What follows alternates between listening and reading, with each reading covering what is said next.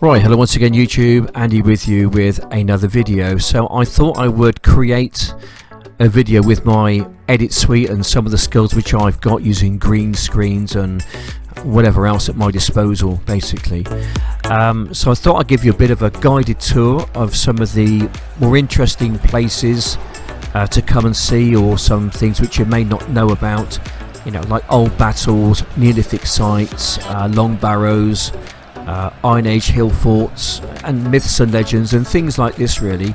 So this is basically around my sort of quite close vicinity in the southern part of England, an area which used to be called Wessex. That was when England was divided back in King Alfred's day. So just want to give you a tour, going around maybe a dozen or so places, just giving you some information of the location, some information of what happened here, and the dates and interesting things like that. So if you like a bit of history, then strap yourself in and we'll get on with it.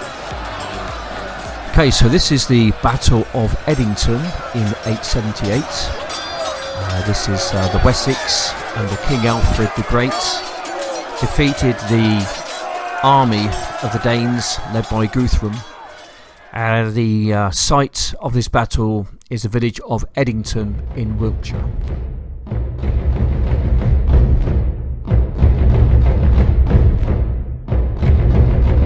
So I think we've all heard of the myth George and the Dragon.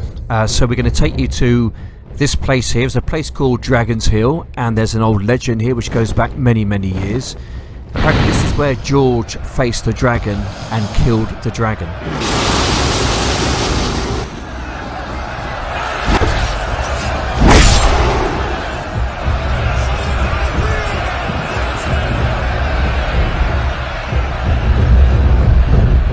Right, 3 cheers for George, hip hip hooray. Okay, next place we're going to go to a place called Wayland Smithy. It's about a mile or so away, down the ancient road called the Ridgeway. And this is a Neolithic long barrow, dates back to around about 3500 BC. It was named after the god of metalwork called Wayland. And there's a legend here, and the legend goes something like, if you leave your horse here tied up overnight, and it needed new shoes, when you came back in the morning it was all done for you.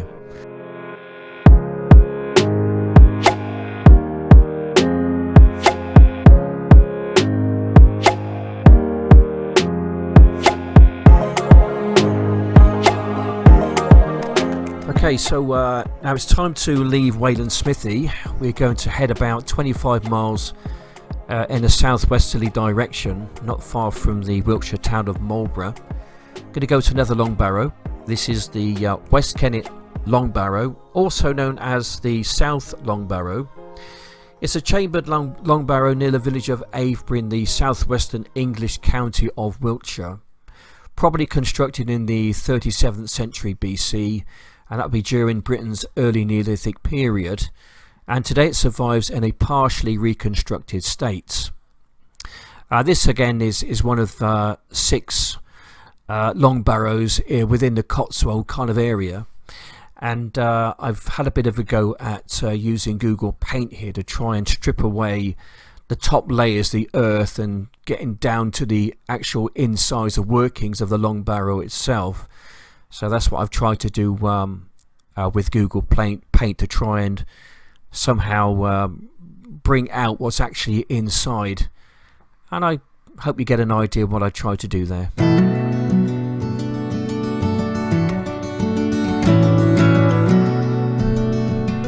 Okay, so the next place we're going to go to is only about a mile or so away.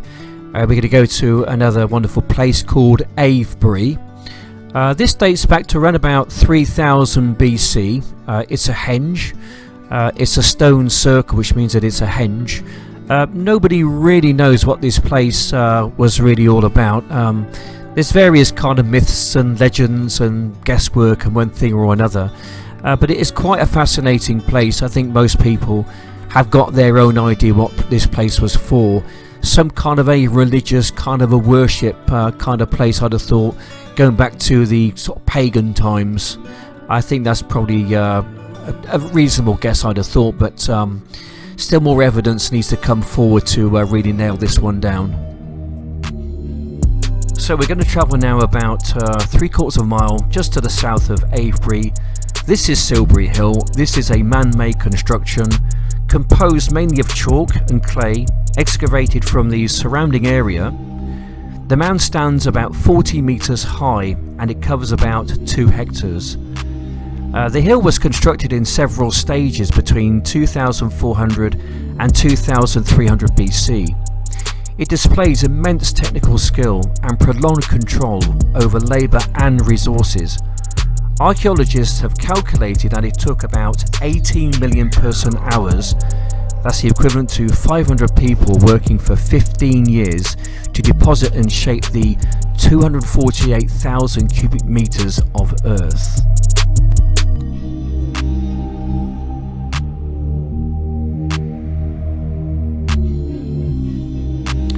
Okay, so we're now going to leave the Avebury area. We're going to jump counties and take the 30-mile drive thereabouts in a northeast direction to the town of Wantage, which is in Oxfordshire. This is the birthplace of King Alfred. He was king of the West Saxons from 871 to 886, and he was king of the Anglo-Saxons from 886 until his death in 899. He was the youngest son of King Ethelwulf and his wife Osberth, who both died when Alfred was young. Alfred had 3 brothers, Ethelbald, Ethelbert and Ethelthred. They reigned in turn before him, but under Alfred's rule there were many changes which would prompt a lasting change in England. After Alfred ascended the throne, he spent several years fighting the Viking invasions. He won a decisive victory in the Battle of Edington in 878 and made an agreement with the Vikings, dividing England between Anglo-Saxon territory in the north up near York and North East Midlands and East Anglia. Alfred also oversaw the conversion of Viking leader Guthrum to Christianity. He defended his kingdom against the Viking attempt and conquest. Becoming the dominant ruler in England, Alfred began styling himself as King of the Anglo-Saxons after reoccupying London from the Vikings. Okay, so heading in a south and a westerly direction about 6 miles outside of Wantage, we come to this location. This is Uffington White Horse and Uffington Castle Hill Fort. I've used my edit suite to try and give you some kind of an idea what this place may have looked like. Perhaps something not too dissimilar to that. This place is around about 2,500 to 3,000 BC, early Iron Age, and it's way up there on the hill. There you can see Uffington White Horse. It's the oldest white horse and the most famous one in England. This area is very rich in Neolithic sites, long barrows, hill forts, legends and fables. Going a bit further to the west, we come to another hill fort. This is one of the oldest ones in Britain. This is Liddington Castle Hill Fort, just outside of Swindon. And once again, I've used my edit suite to try and give you an idea what this place may have looked like. Something maybe similar to that. Perhaps a few more buildings, perhaps. Just gives you a bit of an idea what the place may have looked like. And then going on the Ridgeway, going further over to the west, we take about a 15-minute drive thereabouts. We come up to another white horse, again not far from Swindon. This is going to be Barbury Castle, and once again it's on the same theme. As up high we have a hill fort overlooking the land for any invaders, and once again we've got some fire going on, some inhabitants there. Yep, so that might depict what that actually looks like. So yep, up high there's the ramparts just flying down, good views in all direction, any invaders And what they would tend to do, if there was an invasion going on, they would light a big fire, and to let the other guys know in the hill fort not so far away that we got a bit of a problem, so come and help us. So we're now going to travel about 30 miles to the south. This is the world famous Stonehenge, full of mystic, full of mystery. Nobody really knows what this place was for. Was it a place of worship? How did they get those huge sarsen stones in position? How did they get them up high like that? Again, nobody really understands, nobody really knows how that happened. So it's really open to anyone's guess and speculation, really, but I would suggest it was probably some kind of a religious site, perhaps even some kind of a sacrificial site.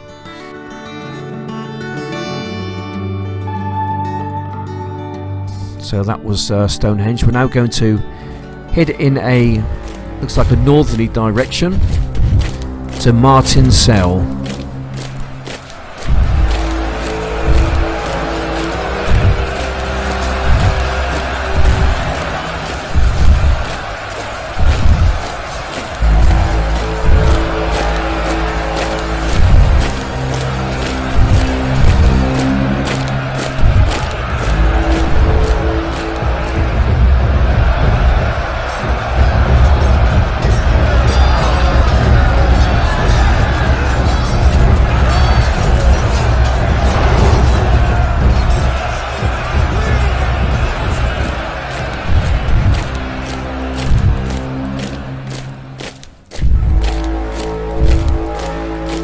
Right, so I thought I'd document that particular battle because it's probably the closest one to where I live. There's been several battles in and around the area of Swindon, the Battle of Cirencester and the Battle of Chippenham, but this one particularly I've documented it's of interest to myself just because I've actually been there, and it's a really interesting place, but there's not a lot of information about this particular battle, but what I have got I will read you. So I've got the Anglo-Saxon Chronicle records a battle fought in the year 715 at Woodensburg, the Neolithic Long Barrow, now known as Adam's Grave, near Marlborough in Wiltshire. A bit more information here. It says Ine was king of the Anglo-Saxons, Wessex, and Ceolred was king of the Anglo-Saxons of Mercia, so this was before King Alfred's reign. The identity of the opposing force is not recorded, so they don't know who they were fighting against, but one would imagine it may have been an early spat with the Vikings coming down from the north, perhaps trying to overrun and take a bit of a power grab. The Anglo-Saxon Chronicle also records an earlier battle on the same site. The area was of strategic importance since it lay near the intersection of the ancient Ridgeway and with the Wands Dyke. So one would imagine that we're on the northern part of Wessex and the Vikings ruled in the north, and they were kind of coming down the south to obviously take over Britain, as it were, and King Alfred obviously fought them back, and I think this battle may well would have been against the Vikings, but that's all the information I can actually find on this particular battle. Anyway, so it looks like I've come to the end of my little video. If you've lasted this long, then give yourself a pat on the back. I hope you found it of interest. I certainly have. And if you like this kind of thing, then please consider thumbing up. If you really did like it, then please subscribe. And I just want to say thanks for watching, and I'll see you on the next one. Bye for now.